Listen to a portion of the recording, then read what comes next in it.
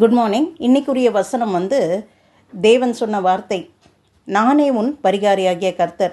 இது யாத்ராகமம் 15:26 வருது. நீ உன் தேவனாகிய கர்த்தரின் சத்தத்தை கவனமாய் கேட்டு அவர் பார்வைக்கு செம்மையானவைகளை செய்து அவர் கட்டளைகளுக்கு செவி கொடுத்து அவருடைய நியாயங்கள் யாவையும் கைக்கொண்டால் நான் எகிப்தியருக்கு வரப்பண்ணின வியாதிகளில் ஒன்றையும் உனக்கு வரப்பண்ணேன். நானே உன் பரிகாரியாகிய கர்த்தர் என்றார். இது இஸ்ரவேல் ஜனங்களை பார்த்து தேவன் சொல்கிறாரு. எகிப்திலிருந்து விடுதலையான பிறகு அவர் இஸ்ரவேல் ஜனங்களை பார்த்து சொல்கிறாரு, இந்த வார்த்தை ஏன் வேதத்தில் எழுதப்பட்டு இருக்கிறது என்றால், அந்த வார்த்தையை இஸ்ரவேல் ஜனங்களுக்கு மாத்திரமல்ல, இன்றைக்கும் அது நமக்கு வாக்குத்தத்தமாய் கொடுக்கப்பட்டிருக்கிறது. அவர் தம்முடைய சொந்த குமாரனை கொடுத்து நொறுக்கு ஒப்பு கொடுத்து அவருடைய இரத்தத்தை சிந்தி அவருடைய சரீரத்தை நொறுக்குதலுக்கு ஒப்பு கொடுத்து நம்முடைய பாவங்களையும் சாபங்களையும் தரித்திரத்தையும் வியாதியும் அவர் மேலே சுமத்தி நம்மை மீட்டு கொண்டார். பாவத்திலிருந்தும் சாபத்திலிருந்தும் தரித்திரத்திலிருந்தும் வியாதியிலிருந்தும் மீட்டு கொண்டார். அவரே நம்முடைய பரிகாரியாகிய கர்த்தர்.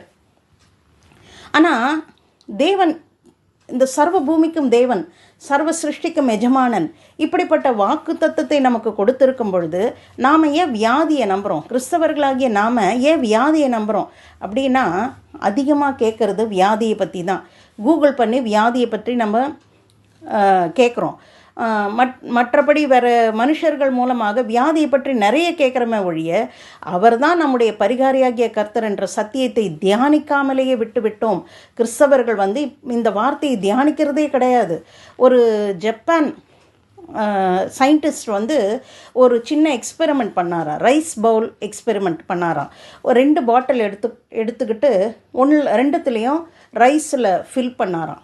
அதை மூடி வச்சுட்டு அது மேலே ஒரு பாட்டில் மேலே ஐ லவ் யூ அப்படின்னு எழுதினாராம், இன்னொரு பாட்டில் மேலே ஐ ஹேட் யூன்னு எழுதினாராம். அப்போ ஒவ்வொரு நாளும் 30 நாள் ஐ ஹேட் யூன்ற பாட்டில் பார்த்தா ஐ ஹேட் யூன்னு சொன்னாராம், ஐ லவ் யூன்ற பாட்டில் பார்த்தா ஐ லவ் யூன்னு சொன்னாராம். 30 நாள் கழித்து அதை திறந்து பார்த்தா ஐ ஹேட் யூன்ற பாட்டிலில் துர்நாற்றம் வீச ஆரம்பிச்சுதான். ஐ லவ் யூ என்ற பாட்டிலில் அது ஒரு வாசனை தரக்கூடிய ஒரு திரவமாக மாறி இருந்துதான். இது உண்மையிலேயே எக்ஸ்பெரிமெண்ட் பண்ணியிருக்கிறாங்க.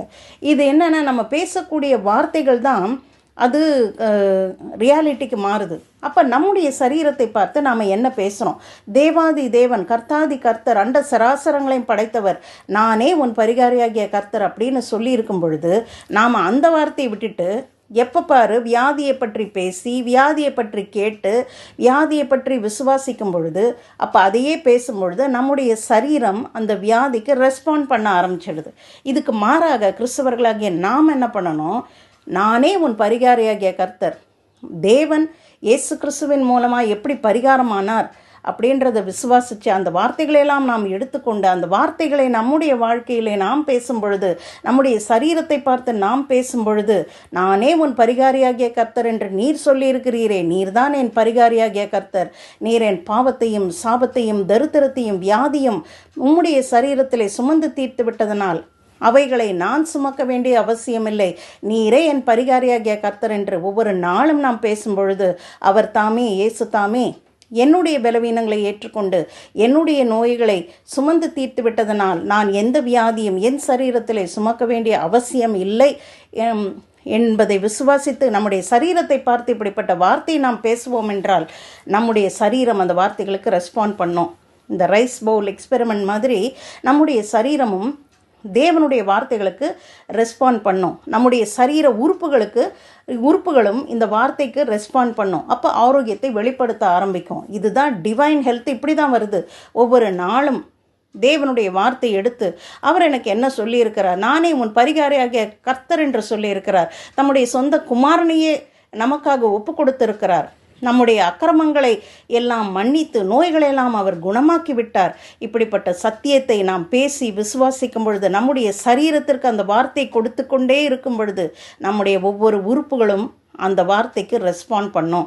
மாறாக உலகம் என்ன சொல்கிறதோ வியாதியை அது ப்ரமோட் பண்ணிக்கிட்டே இருக்குது. அப்போ உலகம் சொல்லக்கூடிய வார்த்தைகளுக்கு நாம் செவிசாய்ப்போம் என்றால் நம்முடைய சரீரம் வியாதிக்கு தான் ரெஸ்பாண்ட் பண்ணும். அப்போ தேவன் வைத்திருக்கும்படியான வழிகள் உத்தமமானது. அவரே நம்முடைய பரிகாரியாகிய கர்த்தர்.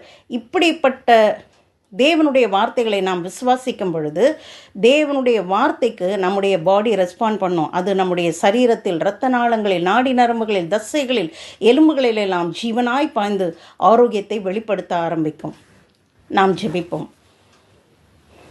ஜீவிக்கிற எங்கள் நல்ல ஜீவன் உள்ள தேவனே, இயேசுவ நாமத்தினாலே உம்முடைய சமூகத்திலே வருகிறோம். கர்த்தாவே, உம்முடைய அருமையான வார்த்தைகளுக்காக மக்கே ஸ்தோத்திரம். உம்முடைய ஜீவ வார்த்தைக்காக மக்கே ஸ்தோத்திரம். நீரே எங்கள் பரிகாரியாகிய கர்த்தராக இருக்கிறீரே மக்கே ஸ்தோத்திரம். நாங்கள் வியாதியாக இருப்பது உம்முடைய சித்தம் அல்ல.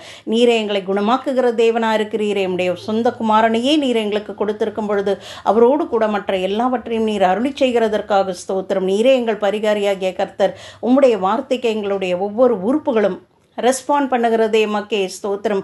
கர்த்தாவை ஆரோக்கியத்தை வெளிப்படுத்தி ரெஸ்பாண்ட் பண்ணுகிறதே மக்கே ஸ்தோத்திரம். உம்முடைய ஜீவன் எங்கள் இரத்த நாளங்களில், நாடி நரம்புகளில், தசைகளில், எலும்புகளில் எல்லாம் ஜீவனாய் பாய்ந்து ஆரோக்கியத்தை கொண்டு வருகிறதே மக்கே ஸ்தோத்திரம். நீரே எங்கள் பரிகாரியாகிய கர்த்தர். நீரே எங்கள் பரிகாரியாகிய கர்த்தர்.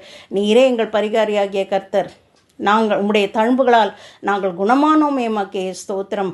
கர்த்தாவே, உம்முடைய வார்த்தையை நீர் எங்களை நம்ப பண்ணி நம்முடைய வார்த்தையை மெய்யென்று நீ நிரூபித்து காட்டுகிறதற்காக ஸ்தோத்திரம். இயேசுவின் நாமத்தினாலே ஸ்தோத்திரங்களை ஏறெடுக்கிறோம். ஆமென்.